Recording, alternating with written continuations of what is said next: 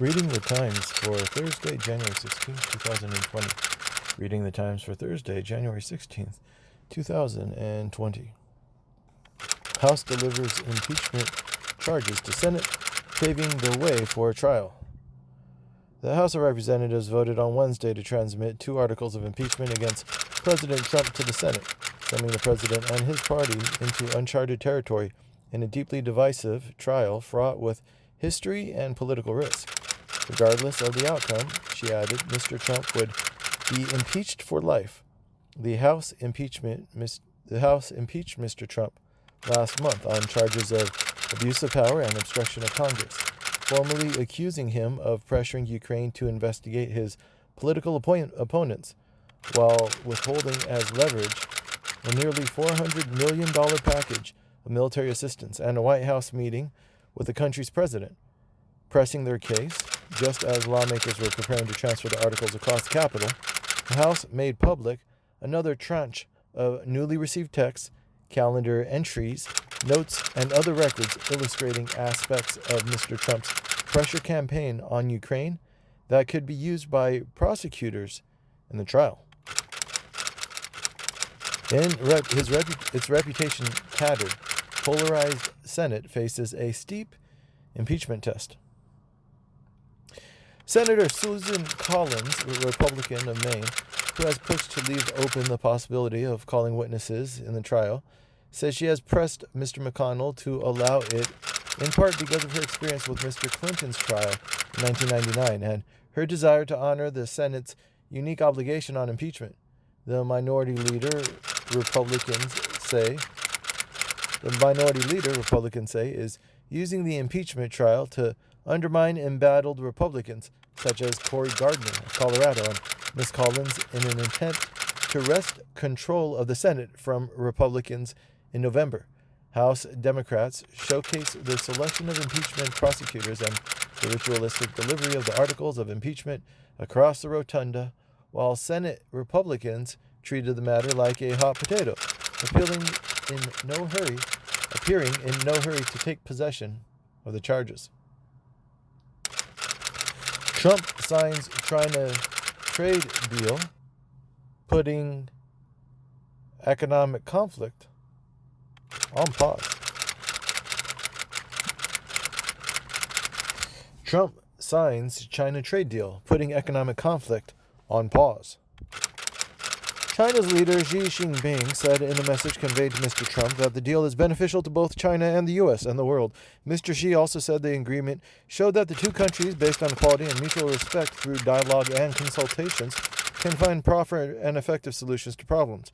China rejected demands that the text include promises to refrain from hacking American companies, insisting that it was not a trade issue. A ceremony at the White House can't hide the stark truth about the Phase 1 China trade deal. The deal does absolutely nothing to curtail China's subsidies to its manufacturers. Scott Paul, president of the Alliance for American Manufacturing, which includes manufacturers in the United States Steelworkers Union, said in a tweet. Russian premier abruptly quits amid swirl of speculation on Putin. Mikhail M. Kasyanov, a former prime minister under Mr. Putin, who is now a fierce critic, said the president had given a clear answer to questions about his future. I will remain president forever. Few others found that degree of clarity, especially after the surprise announcement shortly after Mr. Putin spoke that Prime Minister Dmitri Medvedev was resigning. The council currently carries little weight, but should Mr. Putin step down as president and take it over, it could become the dominant power center, especially if the powers of the president are diminished. Russian politics have become so centered on Mr. Putin and his hand-picked personal entourage that the prominent opposition leader, Alexei Navalny, in a mocking message on Twitter after Mr. Medvedev's resignation, released what he thought was the short list of candidates for the new Prime Minister of Russia. He said it included 2 of Putin's bodyguards, Putin's masseur, Putin's gardener, and Alina Kapeva's driver, a reference to a former champion gymnast widely rumored to be Mr. Putin's girlfriend. Bailout up to $500 proposed for taxi drivers trapped in loans. The proposal would call for the partnership to buy medallion loans at discounted prices and ease the burden on borrowers by forgiving much of the debt and lowering interest payments, panel members said. One issue is that the National Credit Union Administration, a federal agency that is now the largest holder of taxi medallion loans, is already considering selling off its loans to for-profit debt collectors and others who are unlikely to give the borrowers a break. Councilman Stephen Levin, a Brooklyn Democrat who is a co-chairman of the panel and is coordinating the bailout, said he was hopeful about the proposal because many lenders have already begun selling their medallion loans at deeply reduced prices. Elizabeth Warren confronts the skeptics who fear her plans go too far. What do we do, she asked, to give people the courage to vote for who they like the best? Ms. Warren covered little new ground that day, talking about running from the heart and how fear doesn't win. But on Tuesday night before a national debate audience and with time running short to reignite her candidacy, Ms. Warren delivered her most emphatic answer to date about her electability. She cited her own electoral success compared to her male opponents, the political gains made by other female candidates, and her determination to unify the Democrats. Elizabeth Warren assumed wrongly that everyone knew how great Medicare for All would be and how feasible it is, said Claire Celsey, a state senator who had endorsed Ms. Warren. On the ground, based on what I've seen, Warren's campaign is very focused on the person-to-person type of campaigning, said Cindy Dockendorf, a former Democratic chairwoman in Des Moines County who endorsed Ms. Warren. Saudi society is changing. Just take a look at these coffee houses. For insight into these head-spinning times in Saudi Arabia, where the ultra-conservative social and religious codes that micromanage daily life seem to spring a new leak every month, women driving, movie theaters, Usher and Akon rapping to sold-out crowds. It sometimes pays to read the Google Maps reviews of specialty coffee shops. The move propelled the cafe ahead of the law in the kingdom, where most restaurants and coffee shops are divided by law and custom into all male single sections and family sections for women and mixed family groups. Tala Al-Zaid, 19, a Kanaka barista, used to work with an all-female crew at another coffee shop, but the women were summarily fired in August after a customer complained to the government. Will Big Ben chime for Brexit? It's a $650,000 question. The question gripping Brexit supporters is whether the monument of departure will be marked by the familiar chimes of Big Ben. Boris Bonkers, Bunga Bob for Big Ben Brexit, Bongs bid bombed, was the verdict of another tabloid. Daily Mirror, as frustrated Brexit enthusiasts hinted of a plot against them and suggested that church bells rung out instead.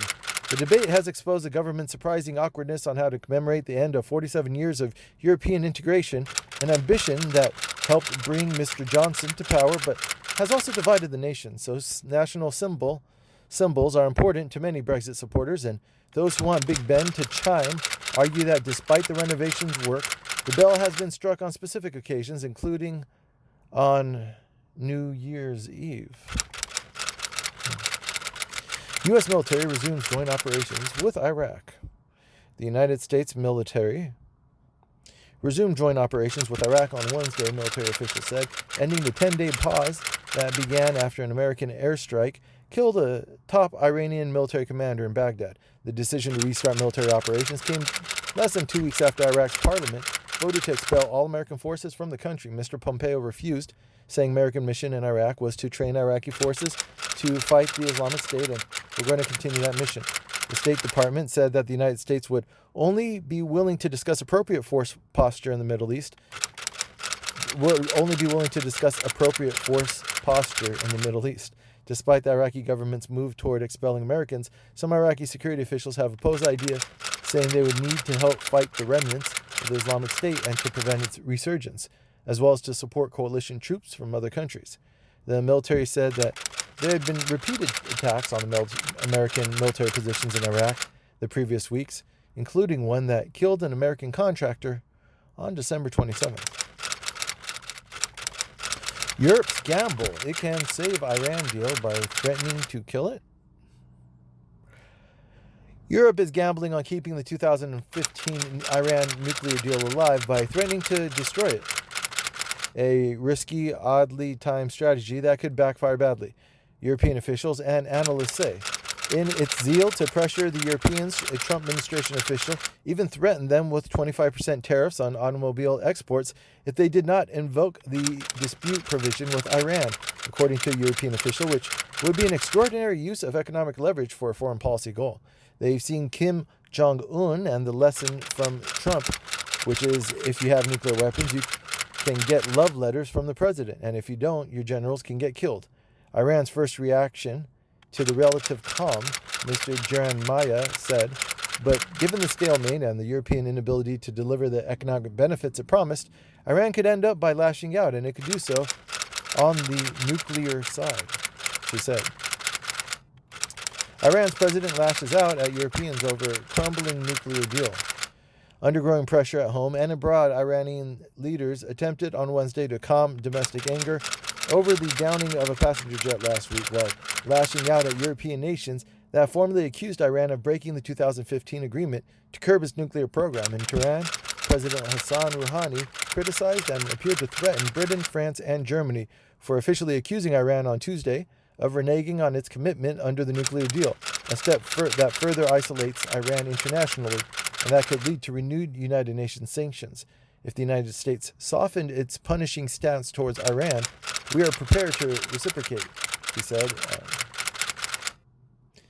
He said, according to Press TV, comments from Treasury Secretary Stephen Mnuchin on Wednesday morning suggested that the United States was looking in the opposite direction, citing what he called very direct discussions with European signatories to the nuclear deal. Megxit is the new Brexit as Britain split by age and politics. Now, as the royal family races to hammer out an agreement with the couple to put the unpleasant affair behind it, commentators are comparing the royal couple's impending breakup with Britain to Prime Minister Boris Johnson's election year promise to get Brexit done. Stoked by zealous news media and consumed by a divided, enthralled public, the Harry and Meghan saga is playing out uncannily like the long-running debate over Brexit, only a whole lot juicier. With Brexit, Britain is choosing to leave the European Union, said Mira Selva, director of the Reuters Journalism Fellowship Program at Oxford University. And yet with Megxit, there's this outrage that someone is choosing to leave Britain. He's leaving because he doesn't like what he sees in Britain, she added, referring to Harry. Meghan Markle represented change because of her racial heritage, but also because of her feminism, her activism, the fact that she's self-made with strong ideas about her autonomy and identity, said Afua Hish, who teaches journalism at the University of Southern California and is author of Brit-ish on race, identity, and belonging. She happened to arrive at a moment when Brexit emboldened people who advocated for a nationalist identity and a return to Britain's imperial past. Ms. Hirsch continued. Tall volcano eases, but Philippines worries worst is to come. Tall volcanoes' eruptions have eased in the past 24 hours, scientists said on Wednesday, but they warned that the picturesque mountain was still threatening hundreds of thousands of people just 40 miles south of Manila. Living with the continual threat of natural calamity has injured some people to the danger, even as communities gathered together to tend to the 50,000 people from the provinces of Cavite and Batangas who have been sent to 200 evacuation camps. From 1997 to 2016, 2,300 people in the Philippines died from natural hazards. The Asian Development Bank estimates of the 6.8 million affected every year on average. Peru deports 5 tourists accused of damaging Machu Picchu temple. The Peruvian authorities deported 5 tourists and arrested a 6th, accused of damaging a temple at Machu Picchu, the famous Incan ruins in the Andes, the national police said. Machu Picchu, perched 8,000 feet above sea level and overlooking chasms that descend into jungle, attracts thousands of daily visitors and has become one of the world's most recognizable tourist sites. Several tourists were reportedly detained for taking nude photos at the site in 2014, and officials have warned tourists not to take pieces of the debris as souvenirs. A Japanese politician is taking paternity leave. It's a big deal. Mr. Koizuma's father did not take paternity leave when his children were born. Mr. Wood cautioned that the country loves window dressing and they love symbolism. But he added, knowing Japan and knowing its very long history and knowing how slowly things change, I still think that the movement that we started here regarding the focus on paternity leave really has legs. Mr. Koizuma set off a media frenzy last summer when he announced that he had wed his pregnant girlfriend, Crystal Takigawa, 42, a celebrity television presenter, and said he was considering taking paternity leave. Koizumi's an environmental minister, right? A novice takes paternity leave, wrote one commenter on Twitter. Trump falsely calls China trade agreement biggest deal there is. When the United States reached a preliminary trade agreement with Mexico in 2018, Trump inaccurately lauded it as maybe the largest trade deal ever made. He used a similar description when signing the initial trade agreement with China on Wednesday. Trade between the United States and its two neighbors totaled $1.4 trillion in 2018, compared with $737 billion between the United States and China. The Uruguay rounds of trade talks that culminated in 1994 created the World Trade Organization and involved 123 countries that accounted for 90% of international trade. She was known by China by her weight, 47 pounds. Her death set off an outrage. Questions arose over how several charities handled the money that had flooded to pay for the women's hospital treatment and why only a tenth of the funds were used. The Red Cross Society of China, a state-run organization that is one of the country's largest charities, was badly hit in 2011, scandal that hurt public trust, especially in efforts that are led by the government. We are seeing the charity sector go through growing pains on how to deal with public criticism about these public cases. Should public transit be free? More cities say, why not? The City Council in Worcester, Massachusetts, second largest city, expressed strong support last week for waiving fares for its buses, a move that would cost between $2 million and $3 million a year in lost fare. Think about who is using our buses. It's black people, folks who live in communities where there's deep concentration of poverty, said Kim Janey, who was sworn in last week as president of Boston City Council and was proposed waiving fares on key routes through some of the city's lowest income neighborhoods. Someone has to pay. Boston has the highest paid bus drivers in the country. They're not going to work for free.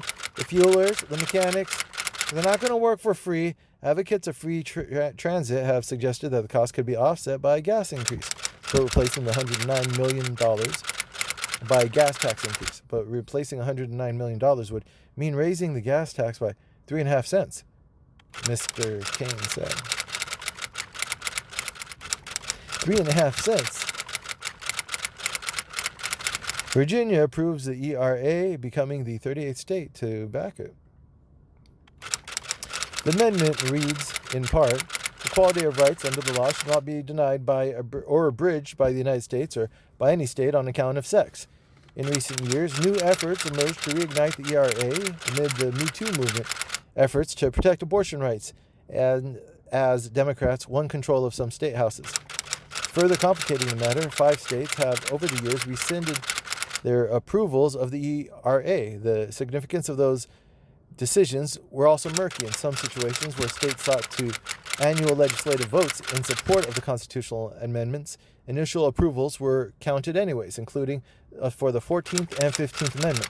Laws protecting women's interests will be undercut by the radical language of the ERA that strips away from women their unique place in the law, said Kristen Hawkins, president of Students for Life of America, an anti-abortion group that opposes the ERA. Ms. Hawkins added that the most profound change will be creating a constitutional foothold for abortion. Judge halts Trump's policy that allows states to bar refugees. Resettlement agencies will be totally sidelined, in other words, as the screens in esports inevitably register game over. Resettlement agencies will be totally sidelined. In other words, as screens in esports inevitably register game over. The judge also said the order appears to run counter to the Refugee Act's stated purpose to provide comprehensive and uniform provisions for the effective resettlement and absorption of those refugees who are admitted. It is hard to see how the order, if implemented, would not subvert the delicate federal-state structuring contemplated by the Refugee Act, the judge said. In the current case before the Court of Maryland, lawyers for the Justice Department argue that because the president had authorized authority to determine how many refugees are admitted each year, he also has the power to decree that state and local governments can determine whether refugees should be sent to their communities. The State Department, which oversees the refugee program, has set the date for January 21st deadline for state and local agencies to decide whether they would accept refugees. Well,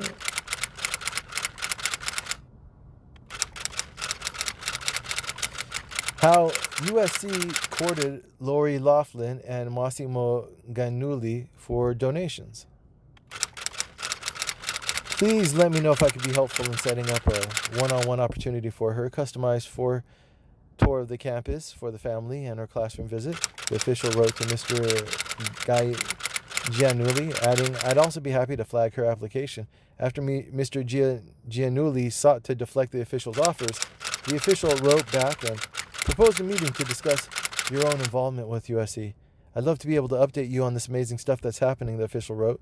The government, in its filings on Tuesday, contended that the emails between Mr. Giannulli and the development official showed that Mr. Giannulli and Ms. Loughlin specifically rejected this legitimate approach, instead pursuing an illicit scheme whereby an athletic official, in exchange for bribes, agreed to pass the couple's two daughters off as coxswains for the women's crew team. Mr. Brunald wrote back a few hours later, I've just been directed to admit the student to the spring semester. On Tuesday, the Los Angeles Times reported that USC had fired 3 senior officials in the athletic department, including its second-in-command, and 2 officials involved in fundraising. Jason Crow, impeachment manager who pressed to launch inquiry. As a former Army Ranger who served in Iraq and Afghanistan, Representative Jason Crow, who flipped a Republican-held seat in 2018, has quickly emerged in the Democratic caucus as leading voice on national security. Mr. Crow is a first-time lawmaker, one of only 2 among a 7-person manager team. And he does not serve on any of the committees that have been leading the impeachment inquiry. If Congress doesn't stand up on these abuses, then our system of checks and balances will have failed, Mr. Crow has said shortly after announcing he would support the impeachment inquiry. Val Demings, impeachment manager officer, offers law enforcement experience. As one of the newer members of the House Intelligence Committee, Representative Val B. Demings, Democrat of Florida, was one of the last to question Robert S. Mueller III, the special counsel, during a 7-hour hearing in July on his investigation into Russian interference in the 2016 election. I believe in the promise of America because I've seen the promise of America, Ms. Demings said that at a December hearing. Ms. Demings enjoys what her congressional biography calls her very limited free time, riding her Harley-Davidson Road King Classic motorcycle. Sylvia Garcia, impeachment manager, is a lawyer and former judge. Representative Sylvia R. Garcia, a freshman Democrat who was named Wednesday to the House impeachment manager as a House impeachment manager, made history last year when she was sworn in as one of the first 2 Latina congresswomen from Texas, born in a South State farming community. 8 of 10 children, Miss Garcia saw her parents struggle to raise her and her siblings, her website said, adding that her parents taught her that with hard work and a good education, she could accomplish anything. She attended Texas Women's University on a scholarship, graduated with a degree in social work and political science, and went to obtain her law degree from Texas Southern University. She served as the presiding judge of the Houston municipal system and was later elected city controller, then served in the Texas Senate. Hakeem Jeffries, impeachment manager, is Democrats' messaging guru. Standing on the House floor hours before voting to impeach President Trump, Representative Hakeem Jeffries issued a characteristically quotable pledge. Elected in November as a chairman of the House Democratic Caucus, Mr. Jeffries of Brooklyn has emerged as one of the Democrats' top messaging lieutenants, letting acidic rebukes of the president and the Republicans roll off his tongue even as he seeks to focus attention on the caucus's legislative priorities. We must hold this president accountable for his stunning abuse of power, Mr. Jeffries said of the House Judiciary Committee debated the articles of impeachment. Zoe Lofgren, impeachment manager, is a veteran of 2 impeachment inquiries. Now 46 years after the Nixon case, the 72-year-old lawmaker will take a high-profile role in the nation's 3rd impeachment trial, serving as one of the managers who will prosecute the House's case against President Trump in the Senate. Unlike many members of the Judiciary Committee, Mr. Lofgren resisted calls for the impeachment of Mr. Trump for efforts to obstruct the two-year investigation by Robert S. Mueller, the special counsel, into Russians' interference in the 2016 election. Mr. Lofgren, Miss Lofgren embraced impeachment over the revelations about Mr. Trump's effort to pressure Ukraine to announce investigations into his political rivals. Gerald Nadler, impeachment manager, will tie case to Constitution. When Representative Gerald Nadler campaigned 2 years ago to be the top Democrat on the House Judiciary Committee, he billed himself as the strongest member to lead a potential impeachment. Mr. Nadler got the job, and last December he led the Judiciary Committee as it drafted and approved 2 articles of impeachment against Mr. President. If Mr. Schiff's fact-finding formed the basis for Mr. Trump's impeachment, he uncovered a campaign by the president to pressure Ukraine to investigate his political rivals. Mr. Nadler's work provided the legal and constitutional case that Mr. Trump's misconduct rose to the level of high crimes and misdemeanors. The famously partisan panel has aggressively pursued investigation of Mr. Trump's immigration policies and of possible abuses by Mr. Trump around the special counsel Russia investigation. Adam Schiff, former prosecutor who led the inquiry, will helm the impeachment team. As a young federal prosecutor in Los Angeles 30 years ago, Adam B. Schiff won the conviction of an FBI agent who was seduced by a Soviet spy and traded secrets for gold and cash. A case, he said then, of government misconduct and government corruption of the highest and most disturbing order. Mr. Schiff is now a 10th-term Democratic House member and the chairman of the Intelligence Committee, and he soon may find himself repeating that sentiment, this time as the lead House manager in the impeachment trial of President Trump. He's the full package, Ms. Pelosi said in an interview last fall, saying he knows his purpose, he knows his subject, he always thinks strategically, and he respectfully connects with people. Republicans revile Mr. Schiff and have jumped on him for, among other things, dramatizing the telephone call between Mr. Trump and the president of Ukraine. Mr. Trump calls him Little Pencil Neck and Shifty Schiff. A lawyer educated at Stanford University and Harvard Law School, Mr. Schiff won a seat in the California Senate in 1996. In 2000, he was elected to the House by beating a Republican incumbent, James Rogan, who, in a curious twist, had been a manager in the impeachment trial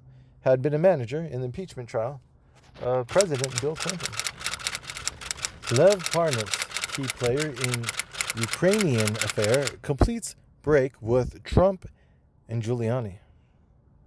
In addition to the text messages, Mr. Parnas, who was indicted in October on campaign finance charges, provided Democrats in the House with voicemail messages left on his phone by Mr. Giuliani and another lawyer who worked on the Ukraine effort, emails, calendars, entries, and a bevy of photography of Mr. Parnas with Trump allies.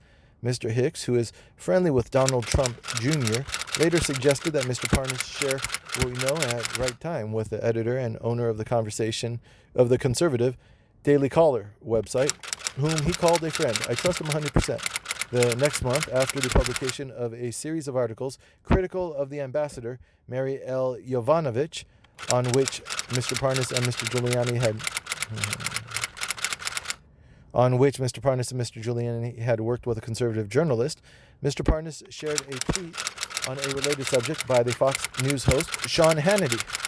Mr. Hicks responded, "I should probably keep my hands clean on that." That day, Mr. Ahern texted Mr. Parnas asking what should I send Don to tweet an apparent reference to Donald Trump Jr.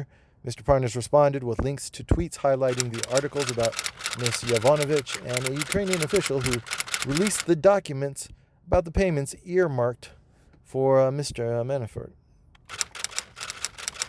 Robert Hyde, erratic ex-landscaper, is unlikely new impeachment figure.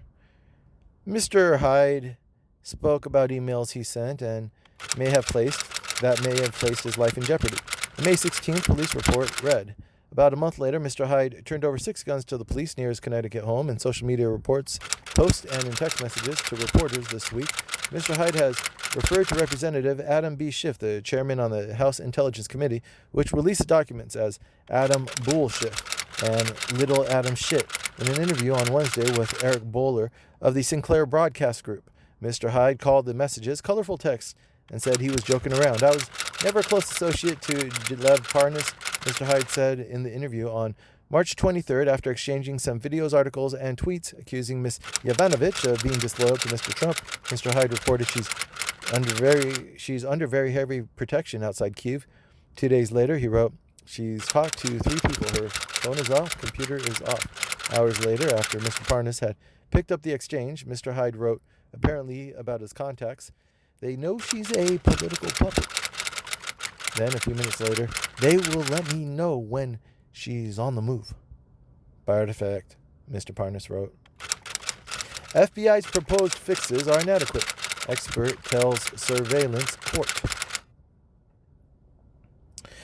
In his most significant additional proposal, Mr. Chris suggested that the court consider ordering the FBI to change its policy on who signs a factual affidavit that accompanies a wiretap application in a counterintelligence or counterterrorism investigation. Mr. Trump echoed the attack in a Twitter post, writing, "You can't make this up!" David Chris, a highly controversial former DOJ official, was just appointed by the FISA court to oversee reforms to the FBI surveillance procedures. Zero credibility, the swamp! Complicating matters, some claims about the FBI in Mr. Nunes' memo, which Mr. Chris critiqued, were subsequently different from the problems the Inspector General later uncovered and condemned. Mr. Chris said he continued to believe that Mr. Nunes' specific claim about whether the FBI deceived the court about the Steele dossier political origins was completely misleading and inappropriate, especially for an oversight committee chairman, but he acknowledged that in the broader stroke, the Inspector General's report shows that there were significant failures in the FISA applications, and some of those failures relate to Nunes' other criticisms. Trump attaches severe restrictions to Puerto Rico's long-delayed disaster aid. It's a great win for Puerto Rico and U.S. taxpayers, said Chase Jennings, spokesman for the Office of Management and Budget at the White House. The administration has outlined reforms for the grant agreement to Puerto Rico in order to protect resources. Representative Nydia M. Velasquez, a Democrat of New York and first Puerto Rican woman elected to the House, called the move disdainful and contemptuous. To gain access to $8.2 billion in recovery money and $8.3 billion in disaster prevention fund, Puerto Rico will have to submit budget plans to its federally mandated Fiscal Control Board, which will track where the money goes. In August, the Department of Housing and Urban Development announced that it would release billions of dollars in federal disaster mitigation funds in 2 funds, one for 9 states on the mainland and others for non-states like Puerto Rico and the United States Virgin Islands. In age bias case, justices discuss OK Boomer and eggless cakes. Justices Stephen G. Breyer, 81, wanted to know whether an employer could say, I certainly don't want people who are over the age of 82. The case before the court, Babb versus Wilkie, number 18-882, concerned Norris Babb, a pharmacist, who said she was denied promotions, benefits, and training opportunity by the Department of Veteran Affairs, at least partially because of her age. The question for the justices was whether the federal workers can win age discrimination suits under a more relaxed standard, showing only that age was one of many factors leading to a negative employment determination. The law says all personal actions affecting employers or applicants for employment who are at least 40 years of age should be made free from any discrimination based on age. If the process for making unemployment decision uses age as a negative factor, Mr. Martinez said, quoting the law, "It's not made free from any discrimination." The Chief Justice's question about a stray if stinging remark of "okay boomer," a dismissive retort used by young people, was meant to test the limits of Mr. Martinez's argument. Warren told Sanders after debate, "I think you called me a liar on national TV." The sudden clash between Senators Elizabeth Warren and Bernie Sanders over gender and honesty injected new uncertainty into the Democratic presidential race after the broadcast on Wednesday evening of a recording that showed Ms. Warren and Mr. Sanders trading accusations that each called each other a liar. With less than 3 weeks before the first in-nation caucuses in Iowa, the breakdown of a long-standing non-aggression pact between the two leading liberals in the race cast a doubt on whether Mr. Sanders of Vermont or Ms. Warren of Massachusetts can unite the Democratic Party's liberal wing. For Ms. Warren, taking on Mr. Sanders face-to-face risked further angering the far left, sections of which have already turned on her for her rivalry with Mr. Sanders. On Monday, CNN reported that Mr. Sanders had told Ms. Warren in a private meeting in 2018 that he thought a woman could not win the presidency. Mr. Sanders vehemently denied it. Why questions on women candidates strike a new nerve? Anybody who knows me knows that it's comprehensible that I think a woman cannot be president of the United States. No one could point out that believing a woman could be president of the United States is not the same as questioning whether... Now, one could point out that believing a woman can be president of the United States is not the same as questioning whether a woman can get elected president. September poll by Lean In, a women's advocacy group, found that while 53% of voters considered themselves extremely or very ready for a woman to be president, only 16% thought most Americans felt the same. August survey by Ipsos and USA Today found that only 44% of likely Democratic primary voters thought their neighbors would be comfortable with a woman being president. Some wins for women. There are still people alive who were born when women couldn't vote. Warren had one of her best moments when she pointed out that male candidates with whom she's shared the stage have collectively lost 10 elections, while the women haven't lost a single one, dissolving rapidly in places where women are proving what terrific vote-getters they are. Trump gets his trade deal, China gets the win. More important, China has agreed to beef up its protection on intellectual property rights, to refrain from forcing foreign companies operating in China to transfer their technology to domestic firms, and to open up more of its economy to foreign investment.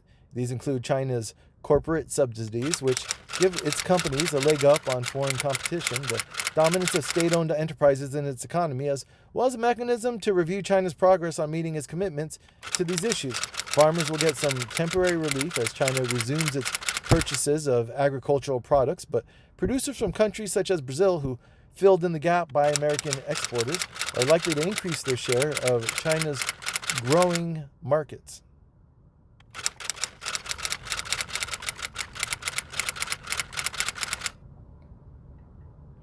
Want to stop Australia's fires? Listen to Aboriginal people. In the face of catastrophic fires, Australia's leaders need to recognize the depth and value of Aboriginal knowledge and incorporate our skills in hazard management. These indigenous techniques can lessen the damage that fires cause by reducing fuel loads and restricting fire areas to smaller areas. While the results would not be immediate, listening to indigenous knowledge would help curb catastrophic fires in the future. Can Trump actually stop the Senate from hearing witnesses? Federal courts are almost certainly to defer to the Senate's ruling on executive privilege because the Constitution vests the Senate with the sole power to try all impeachments. The Supreme Court has squarely held that the federal courts will not review the Senate's exercise of this constitutional authority. In this context, the Senate impeachment trial, the same constitutional logic, should control executive privilege. The federal courts are almost certain to defer to the Senate's ruling on executive privilege because the Constitution vests the Senate with the sole power to try all impeachment. The Supreme Court has squarely held that the federal courts will not review the Senate's exercise of this constitutional authority. In the context of a Senate impeachment trial, the same constitutional logic should control. Executive privilege will apply only if the president can assert particularized reasons for withholding specific information from the Senate, such as the need to protect military, diplomatic, or sensitive national security secrets. Chief Justice William Rehnquist opined from a unanimous bench that the authority is reposed in the Senate and nowhere else. Judge Nixon's claims constituted political questions reserved to the Senate to decide for itself, the court ruled. Donald Trump is no Dick Cheney. The factional dispute that characterized the Bush years have been replaced by a single question. Are you loyal to President Trump or not? There is no one to challenge Mr. Trump now. John Bolton, Mr. Trump's former national security advisor, represented the last link in the top ranks of the Trump administration to the determinedly hawkish policies advocated by Mr. Cheney. And Mr. Powell's eventual alienation from the Republican Party was a result of the same forces and dynamics that would eventually propel the rise of Trump, nativism, and hostility toward immigrants and racial minorities. The final debate before the Iowa caucuses. Not even friendships are sacred in the political arena, as Bernie Sanders' campaign claims that Elizabeth Warren is unable to bring any new voters to the Democratic Party. Mr. Trump has been giving the Democratic contenders a growing gift of reasons to attack him directly and to limit to one term the damage he has inflicted on our institutions, values, and standing in the world. As one of the candidates tried to get to the Democratic nomination, any one of the candidates trying to get the Democratic nomination would be so much better than President Trump. The immoral killing of an Iranian general. I entered the United States in January 1921 as a poor immigrant boy, and I felt obliged to repay the United States for the opportunities given to me. The administration recently announced that on orders of the President, the United States had taken out an important military leader of a country with which we are not at war. The United Nations Charter, the International Criminal Court, and the International Court of Justice in The Hague are all being bypassed. New York mayor scorned over his favorite bagel. Brad Holyman, a state senator, posted the poll. Okay, New York, it's time to answer the essential question of the day. Is toasting a bagel a crime? As of late afternoon, yes, toasting is a crime was losing to, no, I like ruining bagels. It was not the first dining gaffe for Mr. de Blasio, who was born in New York but grew up outside Boston. One famed bakery, Murray's Bagels, announced in 2015 that it would toast a bagel upon request, though its leaders believed the steps were not necessary. There's no need to toast the bagel, said Philip Ramonzi, the owner of Bagel Hole, who was overseas on Wednesday and missed out on most of the bagel controversy. Lawsuit claims Epstein trafficked girls in Caribbean until 2018. The new accusations, which draw from both independent investigations by Miss George's office and court documents from cases across the country, argue that Mr. Epstein ran a decades-long sex trafficking ring that had primary nexus in the Virgin Islands. Mr. Epstein's victims included aspiring models from South America, according to court documents.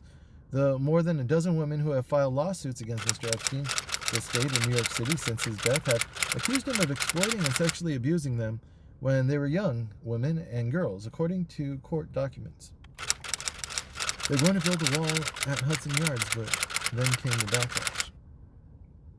Initially, the supporting wall was not part of the plans shared with local stakeholders as the company negotiated to rezone the area for mixed-use development. The chairman of the company looked to build a wall, Stephen M. Ross. The chairman of the company looking to build a wall, Stephen M. Ross, held a fundraiser last year for President Trump, who was pushing to build a wall on the United States-Mexican border. After Related's announcement on Wednesday, Senator Holyman, a Democrat, said New Yorkers do not support walls to keep other people out, whether it's out of the country or out of a private garden enclave. Trial of the 6-year-old's killer exposes lapses in the city's child welfare system.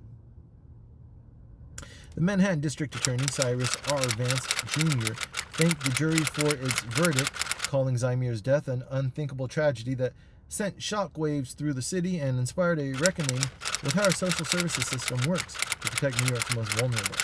Mommy, I want to go home. Zymir was born the same month his mother graduated from high school. During Zymir's kindergarten year, the Child Welfare Agency received 4 more allegations that the child had been mistreated, and while it investigated some of them, it never asked a judge to remove him from the home. Mr. Smith then took the shower rod and beat Zymir until he went limp, his mother said. How China obtains American trade secrets. How China obtains American trade secrets.